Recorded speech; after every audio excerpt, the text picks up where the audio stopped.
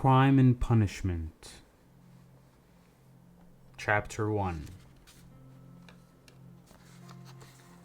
On the exceptionally hot evening early in July, a man came out of the garret in which he lodged in S Place and walked slowly, as though in hesitation, towards Cambridge. He had successfully avoided meeting his landlady on the staircase. His garret was under the roof of a high 5-storied house, and was more like a cupboard than a room. The landlady, who provided him with garret, dinners, and attendance, lived on the floor below, and every time he went out he was obliged to pass her kitchen, the door of which invariably stood open, and each time he passed the young man had a sick, frightened feeling, which made him scowl and feel ashamed. He was hopelessly in debt to his landlady, and was afraid of meeting her. This was not because he was cowardly and abject, quite the contrary, but for some time past he had been in an overstrained, irritable condition, verging on hypochondria. He had become so completely absorbed in himself and isolated from his fellows that he dreaded meeting not only his landlady, but anyone at all. He was crushed by poverty, but the anxieties of his position had of late ceased to weigh upon him. He had given up attending to matters of practical importance. He had lost all desire to do so. Nothing that any landlady could do had a real terror for him, but to be stopped on the stairs, to be forced to listen to her trivial, irrelevant gossip, to pestering demands for payment, threats and complaints, and no rack his brains for excuses, but refusatory to lie. No, rather than that, he would creep down the stairs like a cat and slip out unseen. This evening, however, on coming out into the street, he became acutely aware of his fears.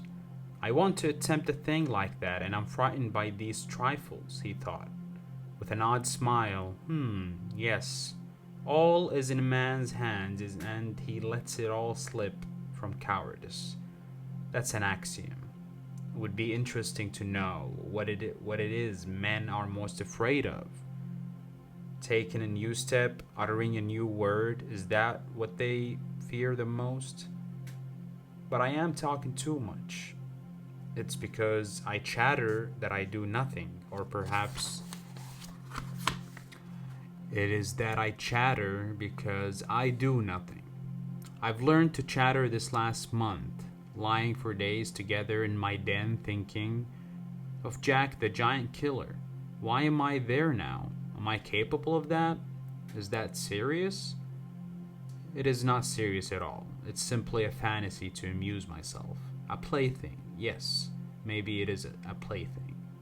The heat in the street was terrible, and the airlessness, the bustle and the plaster, scaffolding, bricks and dust all about him, and that special Petersburg stench, so familiar to all who are unable to get out of town in summer, all worked painfully upon the young man's already overwrought nerves. The insufferable stench from the pot-houses, which are particularly numerous in that part of the town, and the drunken men whom he met continually, although it was a working day, completed the revolutionary misery of the picture. The revolting misery of the picture. An expression of the profoundest disgust gleamed for a moment in the young man's refined face. He was, by the way, exceptionally handsome, above the average in height, slim, well-built, with beautiful dark eyes and dark brown hair. Soon he sank into deep thought, or more accurately speaking, into a complete blankness of mind. He walked along, not observing what was about him and not caring to observe it. From time to time he would mutter something, from the habit of talking to himself, to which he had just confessed.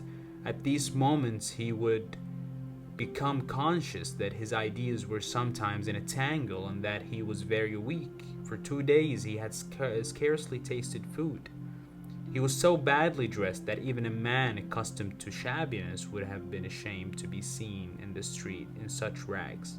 In that quarter of town, however, scarcely any shortcomings in dress would have created surprise, owing to the proximity of the Haymarket and the number of establishments of bad character there. The preponderance of the trading and working class population were crowded in these streets and alleys in the heart of Petersburg, and types so various were to be seen that no figure, however queer, would have caused surprise.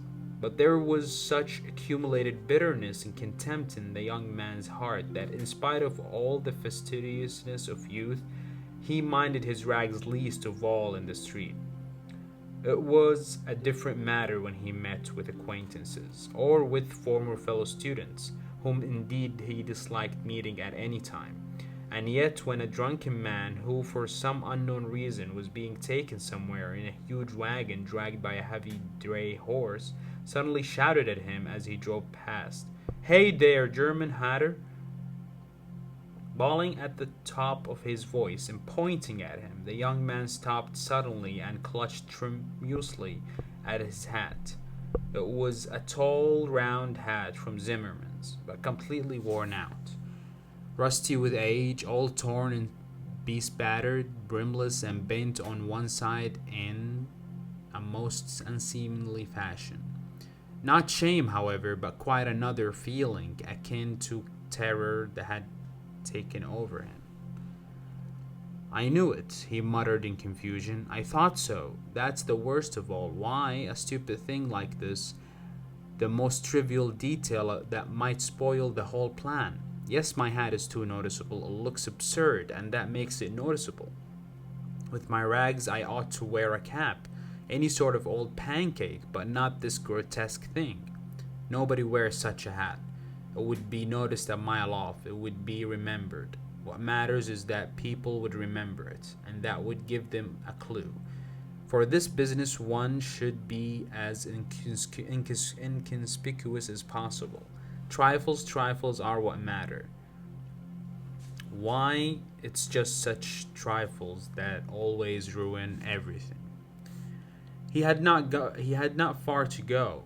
He knew indeed how many steps it was from the gate of his lodging house, exactly 730. He had counted them once he had been lost in dreams.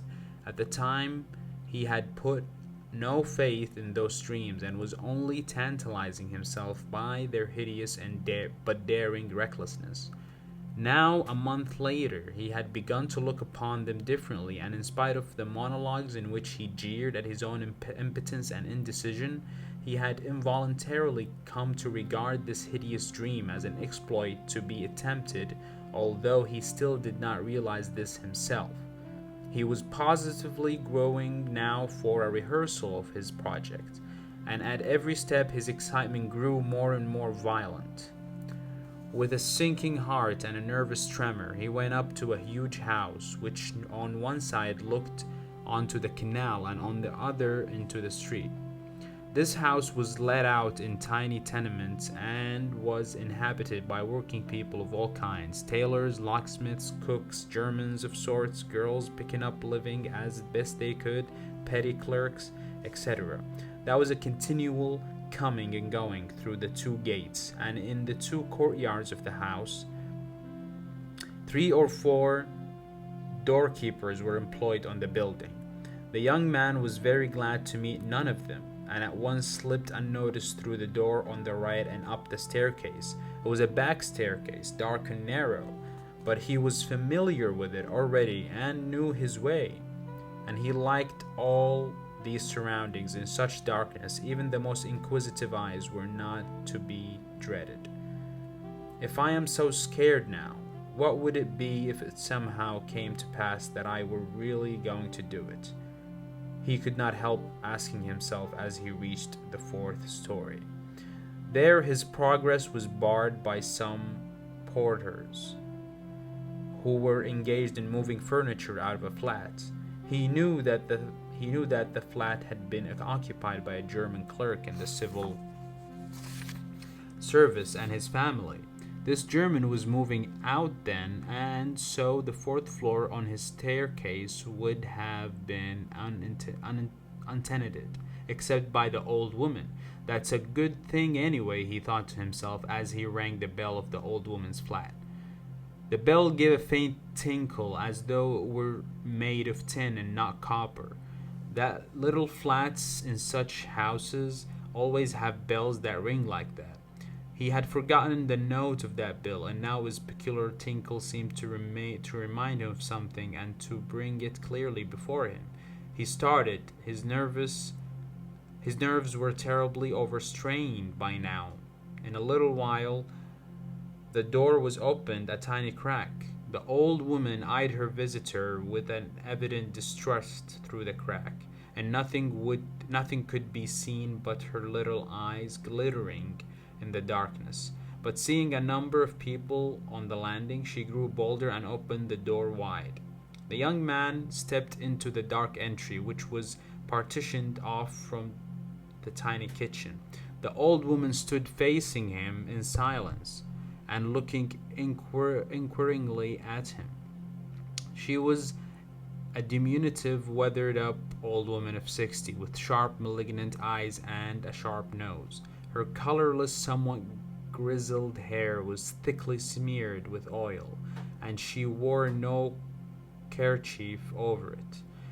Round her thin, long neck, which looked like a hen's leg, was knotted some sort of flannel rag, and in spite of the heat, there hung flapping on her shoulders a mangy fur cape, yellow with age. The old woman coughed and groaned at every instant. The young man must have looked at her with a rather peculiar expression, for a gleam of mistrust came into her eyes again. Raskolnikov, a student. I came here a month ago, the young man made a haste to mutter with a half-bow, remembering that he ought to be more polite. I remember, my good sir. I remember quite well your coming here, the old woman said distinctly, still keeping her inquiring eyes on his face. And here I am again on the same errand, Raskolnikov said, a little disconcerted and surprised at the old woman's mistrust. Perhaps she's always like that, though, only I did not notice it the other time, he thought with an uneasy feeling. The old woman paused, as though hesitating, then stepped on one side, pointing to the door of the room. She said, letting her visitor pass in front of her, "Step in, my good sir."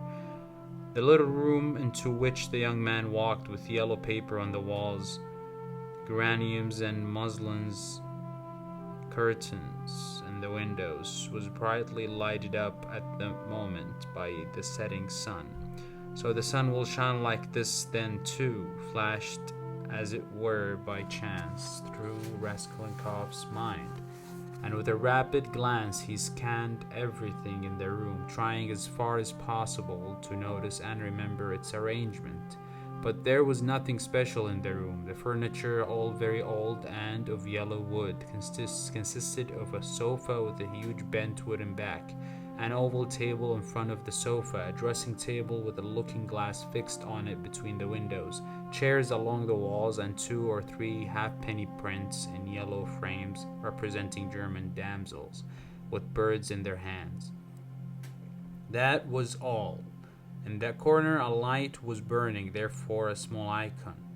Everything was very clean. The floor and furniture were brightly polished. Everything shone. Lizaveta's work, thought the young man. There was not a speck of dust to be seen in the whole flat. It's in the houses of pitiful old widows that one finds such cleanliness. Raskolnikov thought again, and stole a curious glance at the cotton curtain over the door leading into another tiny room, in which stood the old woman's bed and chest of drawers, and into which he had never looked before. These 2 rooms made up the whole flat. What do you want?" the old woman said severely, coming into the room and, as before, standing in front of him so as to look him straight in the face. "I brought something to pawn here," and he drew out of his pocket an old-fashioned flat silver watch. on the back of which was engraved a globe. The chain was of steel. But the time is up for your last pledge. The month was up the day before yesterday. I will bring you the interest for another month. Wait a little. But that's for me to do as I please, my good sir, to wait or to sell your pledge at once. How much will you give me for the watch, Alyona Ivanova? You come with such trifles, my good sir. It's scarcely worth anything. I gave you 2 roubles last time for your ring, and one could buy it quite new at the jeweler for a rouble and a half. Give me 4 roubles for it. I shall redeem it. It was my father's. I shall be getting some money soon. A rouble and a half, and interest in advance if you like. A rouble and a half, cried the young man. Please yourself. And the old woman handed him back the watch. The young man took it and was so angry that he was on the point of going away, but checked himself at once, remembering that there was nowhere else he could go, and that he had another object also in coming. Hand it over, he said roughly. The old woman fumbled in her pocket for her keys and disappeared behind the curtain into the other room. The young man, left standing alone in the middle of the room, listened inquisitively, thinking. He could hear her unlocking the chest of drawers. It must be the top drawer, he reflected. So she carries the keys in a pocket on the right, all in one bunch on a steel ring, and there's one key there, 3 times as big as all the others, with deep notches. That can't be the key of the chest of drawers. Then there must be some other chest or strong box. That's worth knowing. Strong boxes always have keys like that, but how degrading it all is. The old woman came back. Here, sir, as we say 10 kopecks the rouble a month. So I must take 15 kopecks from a rouble and a half the month in advance. But for the 2 roubles I lent you before, you owe me 20 kopecks on the same reckoning in advance. That makes 35 kopecks together. So I must give you a rouble 15 kopecks for the watch. Here it is. What? Only a rouble and 15 kopecks now? Just so. The young man did not dispute it and took the money. He looked at the old woman and was in no hurry to get away, as though there was still something he wanted to say or to do, but he did not himself quite know what. I may be bringing you something else in a day or two, Alyona Ivanova. A valuable thing. Silver, a cigarette box, as soon as I get it back from a friend. He broke off in confusion. Well, we will talk about it then, sir. Goodbye. Are you always at home alone? Your sister is not here with you? He asked her as casually as possible as he went out into the passage. What business is she of yours, my good sir? Oh, nothing particular. I simply asked. You are too quick. Good day, Alyona Ivanova. Raskolnikov went out in complete confusion. This confusion became more and more intense as he went down the stairs. He even stopped short 2 or 3 times, as though suddenly struck by some thought. When he was in the street, he cried out, "Oh God, how loathsome it all is! And can I possibly? No, it's nonsense. It's rubbish," he added resolutely. And how could such an atrocious thing come into my head? What filthy things my heart is capable of. Yes, filthy, all above, disgusting, loathsome. And for a whole month I've been, but no words, no exclamations could express his agitation.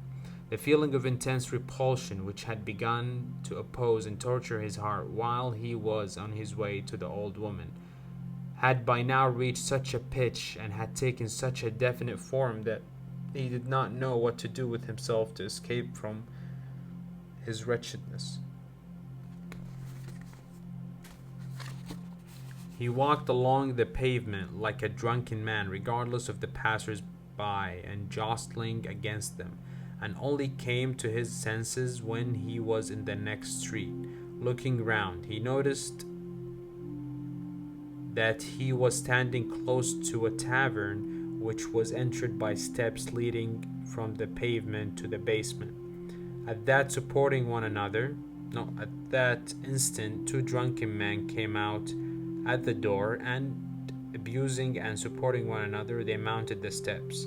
Without stopping to think, Raskolnikov went down the steps at once. Till that moment he had never been into a tavern, but now he felt giddy and tormented by a burning thirst. He longed for a drink of cold beer, and attributed his sudden weakness to the want of food. He sat down at a stinky little table in a dark and dirty corner, ordered some beer, and eagerly drank off the first glassful. At once he felt easier, and his thoughts became clear. "All that's nonsense," he said hopefully, "and there is nothing in it all to worry about. It's simply physical derangement. Just a glass of beer, a piece of dry bread, and in one moment the brain is stronger, the mind is clearer, and the will is firm. Phew! How utterly petty it all is."